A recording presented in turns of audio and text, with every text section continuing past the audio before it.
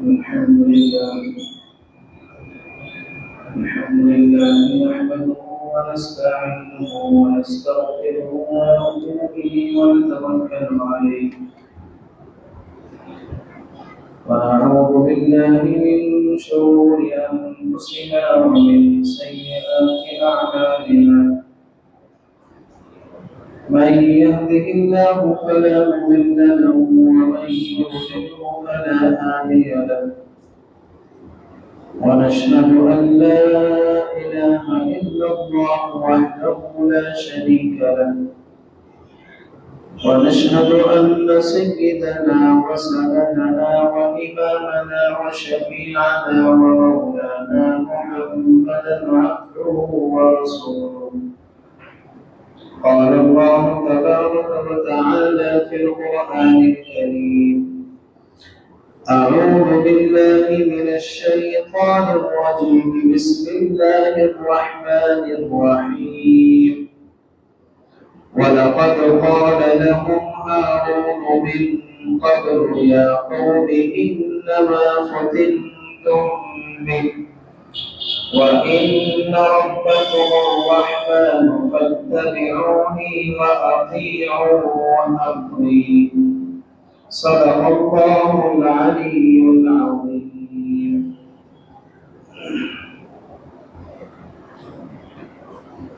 محترم بزرگوں عزیز ساتھیوں،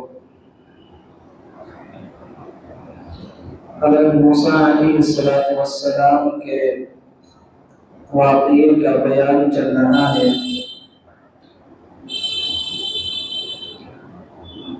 حضرت موسیٰ علیہ السلام کو اللہ تعالیٰ نے فرمایا کہ کوہ طور پر تشریف لے آئے، ہم آپ کو تورات عطا کریں گے۔ تو حضرت موسیٰ علیہ السلام کوہ طور پر تشریف لے گئے۔ حضرت کی غیر موجودگی میں بنی اسرائیل نے گوسالہ پرستی شروع کر دی، بچڑے کی پوجا کرنی شروع کر دی، اور بچڑے کو پوجنے کا جو سلسلہ تھا وہ قوم کے اندر پھیلنے لگا۔ حضرت موسیٰ جب کوہ طور پر گئے تو اللہ تعالیٰ نے کہا کہ تمہاری غیر موجودگی میں بنی اسرائیل تمہاری قوم بچڑے کی عبادت کرنے لگی ہے۔ تو حضرت موسیٰ علیہ السلام کوہ طور سے واپس آئے، اور واپس آنے کے بعد سب سے پہلے حضرت ہارون سے مخاطب ہوئے، چونکہ اپنی غیر موجودگی میں حضرت موسیٰ اپنے بڑے بھائی حضرت ہارون کو ذمہ دار بنا کر گئے۔ حضرت ہارون عمر میں بڑے تھے، لیکن مرتبے کے اعتبار سے اور فضیلت کے اعتبار سے حضرت موسیٰ بڑے تھے۔ تو حضرت موسیٰ علیہ السلام حضرت ہارون سے مخاطب ہوئے، ان سے پوچھا کہ یہ کیا ہوا؟ میں نے تو تمہیں ذمہ دار بنایا تھا اور تم سے یہ کہہ کر گیا تھا وَأَسْلِمْ کہ ان کی اصلاح کرتے رہنا وَلَا تَتَّبِعْ سَبِيلَ الْمُفْسِدِينَ۔ تو حضرت ہارون علیہ السلام نے حضرت موسیٰ علیہ السلام کو جواب دیا۔ قرآن کریم نے اسی واقعے کو بیان کیا ہے، وَلَقَدْ قَالَ لَهُمْ هَارُونُ مِنْ قَبْلُ يَا قَوْمِ إِنَّمَا فُتِنْتُمْ بِهِ، اور ہارون نے ان سے پہلے ہی کہا تھا کہ میری قوم کے لوگوں تم اس بچڑے کی وجہ سے فتنے میں مبتلا ہو گئے ہو۔ تین جماعتیں بن گئی تھیں۔ ایک جماعت تو وہ تھی کہ جنہوں نے بچڑے کی بالکل عبادت نہیں کی تھی، وہ حضرت ہارون کے ساتھ تھے، ان کی تعداد تھی 12,000۔ کتنی؟ 12,000۔ اور جیسے میں نے گزشتہ ہفتے بتلایا تھا کہ وہ جو جادوگر سب مسلمان ہوئے تھے بنی اسرائیل کے، ان کی تعداد 6 لاکھ کے قریب تھی۔ تو 3 گروہ بن گئے۔ ایک گروہ تو وہ تھا کہ جس نے بچڑے کی پوجا نہیں کی، ان کی تعداد تھی کل 12,000۔ جو 2 جماعتیں تھیں ان میں سے دونوں جماعتیں بچڑے کی پوجا کے اندر لگ گئی۔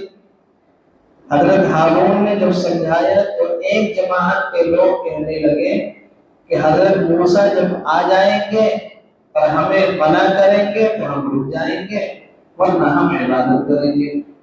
تو تیسری جماعت تھی، انہوں نے کہا کہ کچھ بھی ہو جائے ہم اس کی عبادت کرنا نہیں چھوڑیں گے۔ تو حضرت ہارون علیہ السلام نے اپنے قوم سے یہ کہا کہ میرے قوم کے لوگوں، تم اس بچڑے کی وجہ سے فتنے میں مبتلا ہو گئے ہو۔ وَإِنَّ رَبَّكُمُ الرَّحْمَنُ، اور حقیقت میں تمہارا رب تو رحمان ہے۔ اللہ کے لیے 2 لفظ استعمال ہوئے ہیں، ایک رحمان ایک رحیم۔ بسم اللہ الرحمن الرحیم ہے، الرحمن علم القرآن۔ تو اللہ کے لیے 2 لفظ استعمال ہوئے، الرحمن الرحیم۔ دونوں میں فرق کیا ہے؟ رحمان کے معنی بھی رحم کرنے والا اور رحیم کے معنی بھی رحم کرنے والا، دونوں میں فرق کیا ہے؟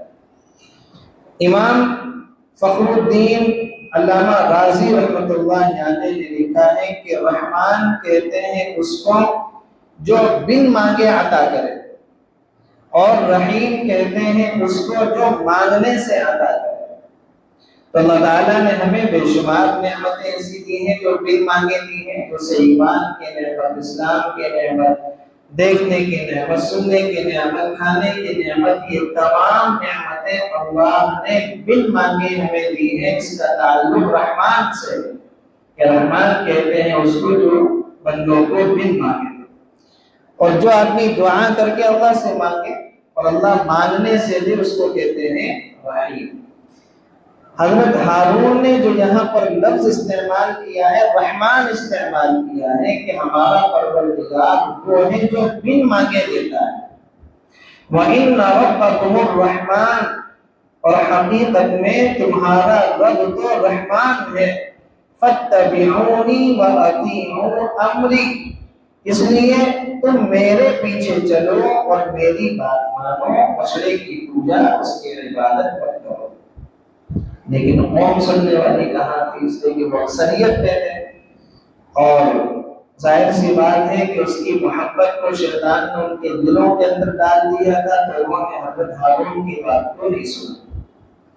قالوا لن نبرح علیہ عاکفین، تو قوم کے لوگ کہنے لگے جب تک موسیٰ واپس نہ آ جائیں، حتی یرجع الینا موسیٰ، ہم تو اس کی عبادت پر جمے رہیں گے۔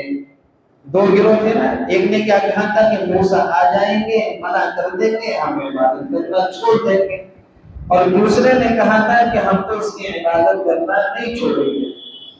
تو فرمایا کہ وہ کہنے لگے کہ جب تک موسیٰ واپس نہ آ جائیں ہم تو اسی کی عبادت پر جمع رہیں گے، یعنی یہ تیسری جماعت کا تذکرہ کیا۔ قال یا ہارون ما منعک اذ رأیتهم ضلوا، اب کیا ہوا؟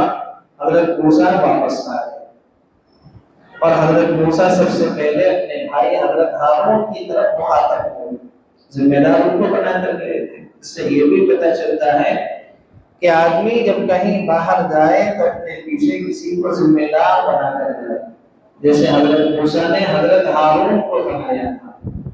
اللہ کے نبی علیہ السلام جب جنگ کرنے کے لیے غزوات میں مدینے سے باہر جاتے تھے تو آپ مدینے کی ذمہ داری کسی صحابی کو دے کر جاتے تھے، اور اسی طریقے سے خلفائے راشدین کا عمل رہا کہ حضرت عمر فاروق رضی اللہ عنہ جب فلسطین آئے تھے مسجد اقصیٰ کو فتح کرنے کے لیے، اور مسجد اقصیٰ اس وقت عیسائیوں کے قبضے میں تھی، تو عیسائی پادریوں نے یہ کہا تھا کہ ہم اس کی چابی تمہارے خلیفہ کو اپنے ہاتھ سے دیں گے۔ تو حضرت عمر کو یہ بات پہنچائی گئی، اور مسلمان لشکر کے اس وقت جو امیر تھے وہ حضرت ابو عبیدہ رضی اللہ عنہ تھے۔ تو حضرت ابو عبیدہ نے مدینے پہ پیغام بھیجا کہ معاملہ یہ ہے کہ وہ چابی آپ کے ہاتھ میں دینا چاہتے ہیں، وہ کہتے ہیں کہ ہمیں کوئی لڑائی نہیں کرنی، تمہارا خلیفہ آئے گا، اس کے ہاتھ میں چابی حوالے کر دیں گے اور بیت المقدس ان کے حوالے کر دیں گے۔ حضرت عمر فاروق رضی اللہ عنہ نے صحابہ کو بلایا، مشورہ کیا کہ بتاؤ مجھے مدینے سے فلسطین شام جانا چاہیے یا نہیں جانا چاہیے؟ تو حضرت علی رضی اللہ عنہ نے کہا کہ ارادہ ان کا اچھا نہیں لگ رہا، آپ مدینے سے فلسطین نہ جائیں بلکہ ہم اس کو ایسے ہی فتح کریں گے۔ تو حضرت عمر فاروق نے کہا کہ جب وہ دینے کے لیے تیار ہے اور بنا لڑائی کے فتح ہو رہا ہے تو کیا حالت ہے؟ تو حضرت عمر فاروق رضی اللہ عنہ نے مدینے میں ذمہ دار حضرت علی کو بنایا کہ تم یہاں کی ذمہ داری سنبھالو، اور اپنے غلام کو ساتھ دیا اور ملک شام فلسطین کی جانب نکل پڑے۔ ایک سواری ہے اور دو لوگ، ایک سواری دو لوگ، دونوں نے اپنی اپنی باری باندھی، عمر فاروق ہے اور ان کے غلام ہیں۔ تھوڑی دور عمر فاروق سوار ہوتے ہیں تو غلام پیدل چل رہا ہے، اور تھوڑی دور غلام سوار ہوتا ہے تو سواری کی نکیل 22 لاکھ مربع میل پر حکومت کرنے والا خلیفہ پکڑ کر چلتا ہے۔ اس طریقے سے باری باری باری باری باری باری سے فلسطین کی سرحد پر پہنچ گئے۔ جب فلسطین کی سرحد پر پہنچے تو دیکھا کہ استقبال کرنے کے لیے فوج کے سپہ سالار کمانڈر ان چیف حضرت ابو عبیدہ شہر کی سرحد پر آ گئے تو دیکھا کہ عمر فاروق رضی اللہ عنہ جو ہے اس حال میں ہے کہ ان کے جسم پر جو کپڑا ہے اس میں پیوند لگے ہوئے ہیں، اس میں پیوند لگے ہوئے ہیں، اور غلام جو ہے وہ سواری پر سوار ہے اور عمر فاروق رضی اللہ عنہ سواری کی نکیل پکڑ کر آ رہے ہیں۔ یعنی جب فلسطین میں داخل ہوئے تو سواری پر سوار ہونے کی باری غلام کی تھی اور سواری کی نکیل پکڑنے کی باری عمر فاروق کی تھی۔ تو یہ سارے لوگ آ گئے اور حضرت ابو عبیدہ نے کہا کہ حضرت آپ اس لباس میں اتنے بڑے بڑے لوگوں سے ملاقات کریں گے، اچھا نہیں لگ رہا، ایک اچھا سا لباس پہن کر چلے۔ تو عمر فاروق رضی اللہ عنہ نے جواب دیا اسلام کے ذریعے سے جو ہمیں عزت ملی ہے وہ کافی ہے، ہمیں کسی اور کی عزت کی کوئی ضرورت نہیں۔ تو جب پادریوں نے یہ دیکھا کہ وقت کا امیر المومنین 22 لاکھ مربع میل پر حکومت کرنے والا انسان اس حال میں داخل ہو رہا ہے کہ غلام سواری پر سوار ہے اور وہ سواری کی نکیل پکڑے ہوئے ہے، انہوں نے کہا کہ یہ بات ختم ہو گئی، یہ رہی چابی، اور ہمیں جو دیکھنا تھا ہم نے دیکھ لیا۔ تو حضرت ابو عبیدہ نے پوچھا کہ کیا مطلب؟ کہا کہ ہماری کتابوں میں یہ بات لکھی ہوئی تھی کہ بیت المقدس جو فتح کرے گا اس کی نشانی یہ ہوگی کہ اس کا غلام سواری پر سوار ہوگا اور وہ اپنے غلام کی سواری کی نکیل پکڑے ہوئے ہوگا۔ یہ نشانی کتاب میں لکھی ہوئی تھی، نشانی پوری ہو گئی، بیت المقدس کی چابی یہ ہے، آج سے بیت المقدس کا یہ عمر فاروق رضی اللہ عنہ۔ تو انہوں نے اپنی غیر موجودگی میں مدینے کا ذمہ دار حضرت علی کو بنایا۔ تو آدمی جب کہیں جائے اور وہ ذمہ دار ہو کسی جگہ کا، کسی چیز کا، تو اپنے پیچھے کسی کو ذمہ دار بنا کر جائے۔ اچھا جی، تو حضرت موسیٰ اپنے بھائی حضرت ہارون کو ذمہ دار بنا کر گئے تھے، تو ظاہر سی بات ہے کہ سوال پوری سے بنتا کہ انہوں نے بچڑے کی پوجا کیوں شروع کی، میں نے تمہیں ذمہ دار بنایا تھا۔ تو حضرت موسیٰ علیہ السلام کہنے لگے قال یا ہارون ما منعک اذ رأیتہم ضلوا، موسیٰ نے واپس آ کر کہا ہارون جب تم نے دیکھ لیا تھا کہ یہ لوگ گمراہ ہو گئے ہیں تو تمہیں کس چیز نے روکا تھا؟ جب تم نے دیکھ لیا کہ یہ بچڑے کی پوجا کرنے لگے، گمراہ ہو گئے، شرک میں مبتلا ہو گئے، تو تمہیں کس چیز نے روکا؟ یعنی تم میرے پاس کوہ طور پر آ جاتے، تم یہی کیوں پڑے رہے، ان کے پاس کیوں پڑے رہے؟ تو حضرت ہارون نے اس کا جواب دیا اللہ تتبعن، تو حضرت موسیٰ نے کہا کہ تم میرے پیچھے کیوں نہیں چلے آئے، تم کوہ طور پر آ جاتے، افعصیت امری، بھلا کیا تم نے میری بات کی خلاف ورزی نہیں کی؟ یعنی جب میں تمہیں ذمہ دار بنا کر گیا تھا اور یہ لوگ بچڑی کی عبادت کرنے لگے تھے، جو 12,000 لوگ پوجا نہیں کر رہے تھے، ان کو لے کر میرے پاس کوہ طور پر آ جاتے، ان کے ساتھ کیوں رہ رہے تھے؟ قال يا ابن ام لا تأخذ بلحيتي ولا برأسي. حضرت موسیٰ پہ جلالی آتے تھے، جلالی پہ حضرت تھے، تو حضرت موسیٰ نے غصے میں اپنے بھائی حضرت ہارون کی یہ داڑھی اور وہ پٹے بال لگتے تھے ان کے بال پکڑ لیے، غصے میں پورا ان کو پکڑ کے ہلا دیا۔ حالانکہ حضرت موسیٰ عمر میں چھوٹے ہیں، حضرت ہارون عمر میں بڑے ہیں، لیکن مرتبے کے اعتبار سے اور قدر و منزلت کے اعتبار سے حضرت موسیٰ بڑے ہیں، اور کتابوں میں یہ بات لکھی ہے کہ بزرگی باعقل است نہ بسال، کہ بزرگی جو ہے وہ عقل سے ہے، سال سے نہیں ہے۔ آدمی کے اندر کتنی عقل ہے، اس سے بزرگی ہے، سال سے کچھ نہیں ہوتا۔ تو حضرت موسیٰ نے اپنے بھائی حضرت ہارون کی یہ داڑھی پکڑی اور یہ پیچھے سے بال، پٹھے بال کو ان کو پکڑ کر پورا ان کو پکڑ کے جھنجھوڑ دیا کہ تم نے میری بات کیوں نہیں مانی اور تم ان کے پاس کیوں رہے اور تم نے میرے پاس کوہ طور پر آ کر مجھ سے ملاقات کیوں نہیں کری۔ اب حضرت ہارون نے جب دیکھا کہ معاملہ گرم ہے اور حضرت موسیٰ پورے جلال کے اندر ہیں، تو حضرت ہارون نے جو حضرت موسیٰ کو ٹھنڈا کرنے کے لیے لفظ استعمال کیا وہ دیکھیں۔ قال یا ابن ام، ہارون نے کہا اے میری ماں کے بیٹے، اے میری ماں کے بیٹے۔ بھائی بھی تو کہہ سکتے تھے، بھائی ہے نا، بھائی بھی تو کہہ سکتے تھے یا کچھ اور بھی لفظ استعمال کر سکتے تھے، لیکن حضرت ہارون نے ماں کو استعمال کیا۔ یا ابن ام، اے میری ماں کے بیٹے، یعنی تم جو میری داڑھی پکڑ رہے ہو، میرے بال پکڑ رہے ہو، جس ماں کا بیٹا میں ہوں اسی ماں کے بیٹے تم بھی ہو۔ اور ظاہر سی بات ہے کہ ماں کا جو تذکرہ آدمی کرتا ہے وہ مہربانی اور رحم طلب کرنے کے لیے کرتا ہے، ماں کا تذکرہ مہربانی اور رحم طلب کرنے کے لیے کرتا ہے۔ تو یا ابن ام، اے میری ماں کے بیٹے، لا تأخذ بلحیتی ولا برأسی، میری داڑھی نہ پکڑو اور میرا سر نہ پکڑو۔ لا تأخذ بلحیتی ولا برأسی، میری داڑھی مت پکڑو اور میرا سر مت پکڑو۔ انی خشیت ان تقول فرقت بین بنی اسرائیل ولم ترقب قولی، حقیقت میں مجھے یہ اندیشہ تھا کہ تم یہ کہو گے کہ تم نے بنی اسرائیل میں تفرقہ ڈال دیا اور میری بات کا پاس نہیں کیا، یعنی تم یہ کہو گے کہ تم نے بنی اسرائیل کو نہیں سمجھایا ہوگا، حالانکہ میں نے تو اتنا سمجھایا اتنا سمجھایا اتنا سمجھایا۔ سورہ اعراف کے اندر تذکرہ ہے کادو یقتلوننی، الٹا یہ لوگ مجھے قتل کرنے کا ارادہ کرنے لگے۔ اتنا خطرناک معاملہ ہو گیا تھا کہ حضرت ہارون نے جب ان کو بچڑے کی پوجا کرنے سے منع کیا تو قوم کے جو لوگ تھے وہ حضرت ہارون کو قتل کرنے کا سوچنے لگے کہ ان کو قتل کرو، یہ ہمیں جو ہے بیچ میں منع کر رہے ہیں۔ تو حضرت ہارون نے کہا کہ بھائی میری داڑھی چھوڑو، میرے بال چھوڑو، میں نے ایسا نہیں تھا کہ ان کو نہیں سمجھایا، میں نے سمجھایا اور اتنا سمجھایا کہ لوگ میرا قتل کرنے کا ارادہ کرنے لگے۔ تو اب حضرت موسیٰ کے سامنے صحیح صورتحال آ گئی، ساری بات آ گئی۔ تو حضرت موسیٰ نے وہ داڑھی بھی چھوڑ دی، بال بھی چھوڑ دیے اور ٹھنڈے ہو گئے، اس لیے کہ ان کی کوئی غلطی نہیں تھی، ان کا معاملہ صاف ہو گیا۔ حضرت ہارون کی کوئی غلطی نہیں تھی، ان کی بات ہو گئی صاف۔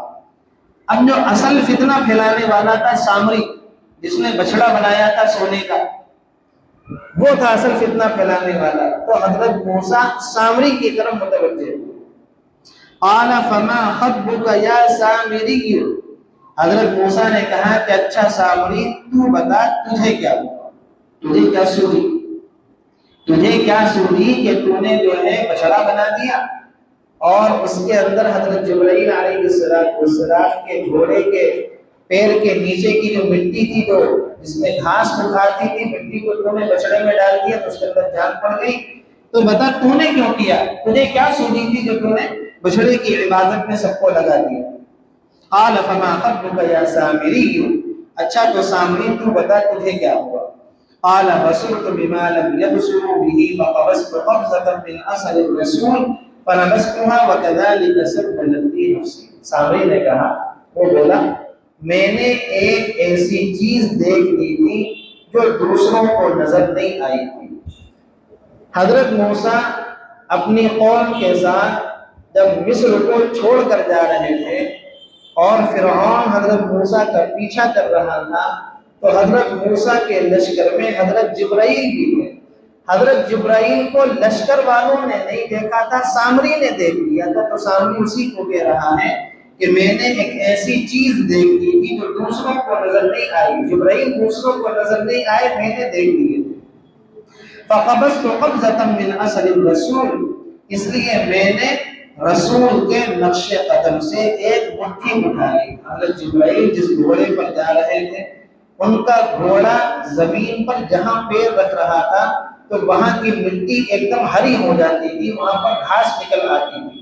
اسی کو کہہ رہا ہے کہ میں نے رسول کے نقش قدم سے ایک مٹھی اٹھا لی، وہ جو گھاس تھی جس میں جان پڑ گئی تھی وہ مٹھی اٹھا لی اس کی مٹی کی۔ فَنَبَذْتُهَا، اور اسے بچھڑے پر ڈال دیا، وہ جو سونے چاندی کا بچھڑا بنایا تھا اس بچھڑے کے اندر ڈال دیا۔ وَكَذَلِكَ سَوَّلَتْ لِي نَفْسِي، اور میرے دل نے مجھے ایسا ہی سجھایا، یعنی میرے دل نے کہا کہ تم ایسا ایسا کرو۔ تو حضرت موسیٰ علیہ السلام نے کہا کہ ٹھیک ہے، بات سامنے کے لیے ہو گئی۔ قال فاذهب فإن لك في الحياة الدنيا أن تقول لا مساس، حضرت موسیٰ نے بددعا دی۔ کیا بددعا دی؟ موسیٰ نے کہا کہ اچھا تو جا، اب زندگی بھر تیرا کام یہ ہوگا کہ تو لوگوں سے یہ کہا کرے گا کہ مجھے نہ چھونا، مجھے نہ چھونا، تو لوگوں سے یہ کہا کرے گا۔ ہوا یہ کہ حضرت موسیٰ کی بددعا کی بدولت سامری بخار کے اندر مبتلا ہو گیا اور اس کو ہر وقت بخار رہتا تھا، اور بددعا کا اثر یہ ہوا کہ جو اس کو چھو لیتا تھا اس کو بھی بخار چھو جاتا تھا۔ تو حضرت موسیٰ نے کہا کہ تجھے یہ کرنا پڑے گا کہ تیرا زندگی بھر یہ کام ہوگا کہ تو سب سے یہ کہے گا کہ مجھے مت چھونا، اس لیے کہ جو چھوئے گا اس کو بھی بخار چڑھے گا۔ تو یہی ہوتا تھا کہ سامری بالکل الگ تھلگ ہو کر پڑ گیا تھا، اس کی بیوی سب چیز اس سے الگ ہو گئے تھے۔ اب جو آدمی اس سے ملاقات کے لیے بڑھتا تو سامری گھبرا جاتا تھا، اور مجھے مت چھونا، اس لیے کہ اگر مجھے چھو گے تو تمہیں کیا ہے، بخار چڑھ جائے گا۔ تو یہ ایک طریقے سے بددعا کا اثر ظاہر ہوا۔ ان تقول لا مساس، کہ تو لوگوں سے یہ کہا کرے گا کہ مجھے نہ چھونا، اور یہ اس کے اس جرم کی اس کو سزا دی گئی کہ اس نے لوگوں کو بچڑے کی پوجا پر لگا دیا تھا، تو اس وجہ سے اللہ تعالیٰ نے اس کو یہ سزا دی اور اس نے اس طریقے سے سوشل بائیکاٹ کر دیا۔ ظاہر سی بات ہے کہ جب جو اس کو چھوتا تھا اس کو بخار چڑھ جاتا تھا تو لوگ نہ اس سے ملاقات کرتے تھے، نہ اس کے گھر جاتے تھے، نہ اس کو گھر پر بلاتے تھے، بالکل اس سے مقاطعہ کر دیا، اس کا سوشل بائیکاٹ کر دیا۔ اور ایسا ہی ہوا تھا جب غزوہ تبوک کے موقع پر اللہ کے نبی نے کہا تھا صحابہ سے کہ اللہ کے راستے میں نکلو، تو 3 صحابہ پیچھے رہ گئے تھے، تو ان کا قرآن کریم کے اندر تذکرہ ہے۔ تو جو 3 صحابہ جہاد میں شرکت نہیں کر پائے تھے، اللہ کے نبی نے ان کے بارے میں بھی مدینے میں صحابہ سے یہ کہا تھا کہ نہ ان سے کوئی ملاقات کرے گا، نہ ان کے سلام کا جواب دے گا، اور نہ ان سے کسی طریقے کا کوئی تعلق رکھے گا۔ تو ان صحابی کے ساتھ بھی یہی ہوا تھا کہ نہ ان سے کوئی بات کرتا تھا، نہ سلام کا جواب دیتا تھا، اور نہ اس سے کوئی آگے کوئی تعلق رکھتا تھا۔ تو یہ ایک جرم کی سزا دینی ہوتی۔ وَإِنَّ لَكَ مَوْعِدًا لَن تُخْلَفَ، اور اس کے علاوہ تیرے لیے ایک وعدے کا وقت مقرر ہے جو تجھ سے ٹلایا نہیں جا سکتا۔ وَانظُرْ إِلَىٰ إِلَٰهِكَ الَّذِي ظَلَّ عَلَيْهِ عَاكِفًا، اور دیکھ اپنے جھوٹے معبود کو جس پر تو جمع بیٹھا تھا، ہم اسے جلا ڈالیں گے۔ یعنی جس معبود، جس بچڑے کی پوجا پر سامری نے سب کو لگا دیا تھا، حضرت موسیٰ نے کہا کہ دیکھ جس پر تو جمع بیٹھا ہے نا، اس بچڑے کو ہم آگ لگائیں گے، اس کو جلا ڈالیں گے۔ لَنُحَرِّقَنَّهُ ثُمَّ لَنَنسِفَنَّهُ فِي الْيَمِّ نَسْفًا، اور پھر اس کی راکھ کو چورا چورا کر کے سمندر میں بکھیر دیں گے۔ بچڑے کو جلائیں گے اور اس کی راکھ کو چورا چورا کر کے سمندر میں بکھیر دیں گے۔ انما الہکم اللہ الذی لا الہ الا ہو، حقیقت میں تم سب کا معبود تو بس ایک اللہ ہی ہے جس کے سوا کوئی عبادت کی لائق نہیں۔ اب یہ توحید آ گئی، بچڑے سے ہٹا کے اب حضرت موسیٰ علیہ السلام نے توحید کا بیان کیا کہ کہ حقیقت میں تم سب کا معبود کون ہے؟ اللہ ہے، اور اس کے سوا کوئی عبادت کے لائق نہیں ہے۔ وسع كل شيء علما، اس کا علم یعنی اللہ کا علم ہر چیز کو گھیرے ہوئے ہے، ہر چیز کا احاطہ کیے ہوئے ہیں۔ كذلك نقص عليك من انباء ما قد سبق، اب یہاں سے اللہ کے نبی علیہ السلام کی رسالت کا تذکرہ ہو رہا ہے۔ اے پیغمبر، ماضی میں جو حالات گزرے ہیں ان میں سے کچھ واقعات ہم اسی طرح تم کو سناتے ہیں۔ وقد آتیناک من لدنا ذکرا، اور ہم نے تمہیں خاص اپنے پاس سے ایک نصیحت نامہ عطا کیا ہے، یعنی جو واقعات تم سے 2000 سال پہلے 3000 سال پہلے گزرے ہیں وہ واقعات تم لوگوں کو سنا رہے ہو، صحیح سنا رہے ہو، اور نہ تم لکھنا جانتے نہ پڑھنا جانتے، نہ تم نے کسی استاد سے پڑھنا سیکھا، نہ تم نے کسی استاد سے لکھنا سیکھا۔ اللہ کے نبی تو امی تھے، لکھنا پڑھنا نہیں جانتے تھے، اللہ نے پڑھایا، اللہ نے سکھایا۔ باقی بندوں میں سے اللہ کے نبی نے کسی سے نہیں سیکھا، آپ کا بندوں میں کوئی استاد نہیں تھا۔ تو اللہ نے یہاں پر اللہ کے نبی کی رسالت کو بیان کیا کہ دیکھو یہ تمہارے نبی اور رسول ہونے کی دلیل ہے کہ تم نے کسی سے لکھنا پڑھنا بھی نہیں سیکھا، کسی نے تمہیں بتایا بھی نہیں، ان واقعات کے بارے میں تم نے کسی سے سیکھا بھی نہیں۔ یہ 2000 سال پہلے 2500 سال پہلے واقعات ہم تمہیں بتا رہے ہیں، ہم تمہیں سکھا رہے ہیں، اور تم لوگوں کو بتا رہے ہیں۔ اس کا مطلب یہ ہے کہ تم اللہ کے سچے نبی اور رسول۔ من اعرض عنہ فإنه يحمل يوم القيامة وزرا، جو لوگ اس سے منہ موڑیں گے تو وہ قیامت کے دن بڑا بھاری بوجھ لاتے ہوئے آئیں گے، یعنی جو اللہ کے نبی کو رسول نہیں مانیں گے وہ قیامت کے دن بڑا بھاری بوجھ لاتے ہوں گے۔ خالدین فیہا، جس کے عذاب میں وہ ہمیشہ رہیں گے۔ وساء لهم یوم القیامة حملا، اور قیامت کے دن ان کے لیے یہ بدترین بوجھ ہوگا، قیامت کے دن ان کے لیے یہ بدترین بوجھ ہوگا۔ یوم ینفخ فی الصور، جس دن سور پھونکا جائے گا، حضرت اسرافیل علیہ السلام جس دن سور پھونکیں گے۔ حدیث شریف کے اندر آتا ہے کہ حضرت اسرافیل علیہ السلام کے کان اللہ کے عرش کی طرف لگے ہوئے ہیں، اور ان کا جو منہ ہے وہ سور کے اندر لگا ہوا ہے، بس اشارہ ملنے کی دیر ہے کہ وہ سور پھونکیں گے اور پوری دنیا جو ہے وہ تہس نہس ہو کر رہ جائے گی اور قیامت آ جائے گی۔ یوم ینفخ فی الصور، جس دن سور پھونکا جائے گا۔ وَنَحْشُرُ الْمُجْرِمِينَ يَوْمَئِذٍ زُرْقًا، اس دن ہم سارے مجرموں کو گھیر کر اس طرح جمع کریں گے کہ وہ نیلے پڑے ہوں گے، یعنی ان کی شکل جو ہے وہ بد شکل میں تبدیل ہو جائے گی، اور ظاہر سی بات ہے کہ جس آدمی کا چہرہ نیلا پڑ جائے اور جس کی آنکھیں نیلا پڑ جائیں تو وہ خوبصورت نہیں ہوتا، وہ بدصورت ہوتا ہے۔ تو اسی کو اللہ نے بیان فرمایا کہ ہم ان کو اس طرح گھیر کر جمع کریں گے کہ وہ نیلے پڑے ہوں گے۔ یتخافتون بینہم ان لبثتم الا عشرا، آپس میں سرگوشیاں کر رہے ہوں گے کہ تم قبروں میں یا دنیا میں 10 دن سے زیادہ نہیں ہے، 10 دن سے زیادہ نہیں ہے۔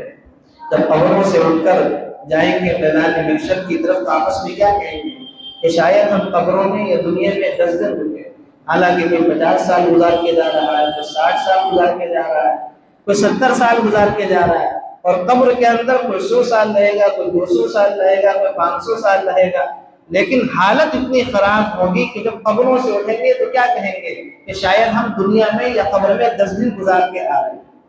نحن اعلم بما یقولون، جس کے بارے میں وہ بات کریں گے اس کی حقیقت ہمیں معلوم، ہمیں پتہ ہو کتنے دن گزار کے آ رہے ہیں دنیا میں یا قبر میں۔ اذ یقول امثلهم طریقۃ ان لبثتم الا یوما، جبکہ ان میں سے جس کا طریقہ سب سے بہتر ہوگا وہ کہے گا کہ تم 1 دن سے زیادہ نہیں ٹھہرے، تم 1 دن سے زیادہ نہیں ٹھہرے، یعنی جو حقیقت میں مومن ہوگا جس کے لیے قبر اللہ تعالیٰ جنت کی کیاری بنائے گا تو وہ تو یہ سمجھے گا کہ شاید 1 دن یا اس سے کم ہم قبر کے اندر ٹھہرے ہیں، لیکن جو مجرم ہوں گے ان کو وہ عرصہ وہ مدت جو ہے زیادہ لگے گی۔ تو اس رکوع میں اللہ تعالیٰ نے حضرت موسیٰ اور حضرت ہارون کے واقعے کو بیان کیا اور اللہ کے نبی علیہ السلام کی رسالت کو بیان کیا کہ یہ سارے واقعات جو آپ صحیح بیان کر رہے ہیں، جس کے لیے آپ نے کسی سے پڑھا بھی نہیں ہے، کسی سے سیکھا بھی نہیں ہے، اس کا مطلب یہ ہے کہ آپ کا کنیکشن اللہ سے جڑا ہوا ہے، آپ کے اوپر وحی آ رہی ہے اور اللہ آپ کو وہ واقعات صحیح صحیح بتا رہا ہے، تب جا کر آپ وہ واقعات لوگوں کو صحیح صحیح بتا رہے ہیں۔ اللہ تعالیٰ سے دعا ہے اہل سننے سے زیادہ عمل کرنے کی توفیق نصیب فرمائے۔ وآخر دعوانا الحمد للہ رب العالمین۔ سبحان اللہ